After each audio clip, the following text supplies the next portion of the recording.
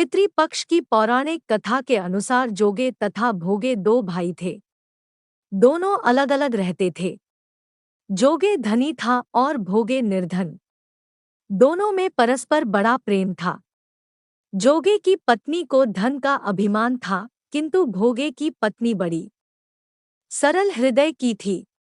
पितृपक्ष आने पर जोगे की पत्नी ने उससे पितरों का श्राद्ध करने के लिए कहा तो जोगे इसे व्यर्थ का कार्य समझकर टालने की चेष्टा करने लगा, किंतु उसकी पत्नी समझती थी कि यदि ऐसा नहीं करेंगे तो लोग बातें बनाएंगे।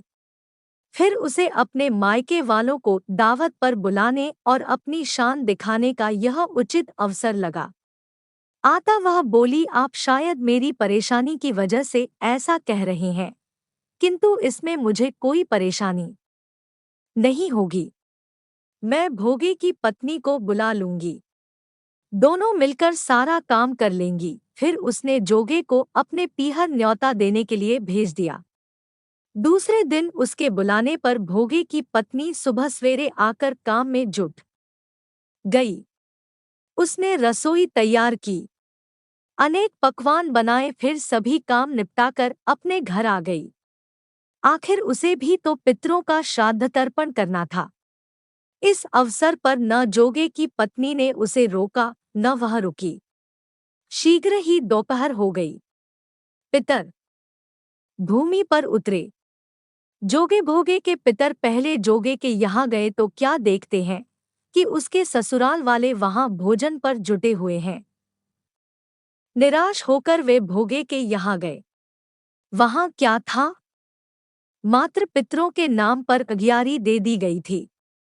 पितरों ने उसकी राख चाटी और भूखे ही नदी के तट पर जा पहुंचे।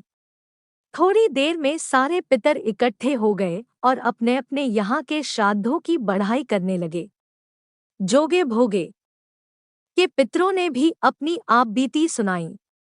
फिर वे सोचने लगे, अगर भोगे समर्थ होता तो शायद उन्हें भूखा न रहना पड़ता, मगर भोगे के घर में तो 2 जून की रोटी भी खाने को नहीं थी। यही सब सोचकर उन्हें भोगे पर दया आ गई। अचानक वे नाच नाच कर गाने लगे, भोगे के घर धन हो जाए, भोगे के घर धन हो जाए। सांझ होने को हुई। भोगे के बच्चों को कुछ भी खाने को नहीं मिला था। उन्होंने माँ से कहा, भूख लगी है। तब उन्हें टालने की गरज से भोगे की पत्नी ने कहा, जाओ, आंगन में हौदी औंधी रखी है, उसे जाकर खोल लो और जो कुछ मिले बांटकर खा लेना। बच्चे वहां पहुंचे तो क्या देखते हैं कि हौदी मोहरों से भरी पड़ी है। वे दौड़े दौड़े माँ के पास पहुंचे और उसे सारी बातें बताईं। आंगन में आकर भोगे की पत्नी ने यह सब कुछ देखा तो वह भी हैरान रह गई। इस प्रकार भोगे भी धनी हो गया, मगर धन पाकर वह घमंडी नहीं हुआ। दूसरे साल का पितृपक्ष आया। श्राद्ध के दिन भोगे की स्त्री ने 56 प्रकार के व्यंजन बनाए। ब्राह्मणों को बुलाकर श्राद्ध किया, भोजन कराया, दक्षिणा दी। जेठ जेठानी को सोने चांदी के बर्तनों में भोजन कराया। इससे पितर बड़े प्रसन्न तथा तृप्त हुए। वीडियो अच्छी लगी हो तो चैनल को सब्सक्राइब करें एवं वीडियो को लाइक करें। धन्यवाद।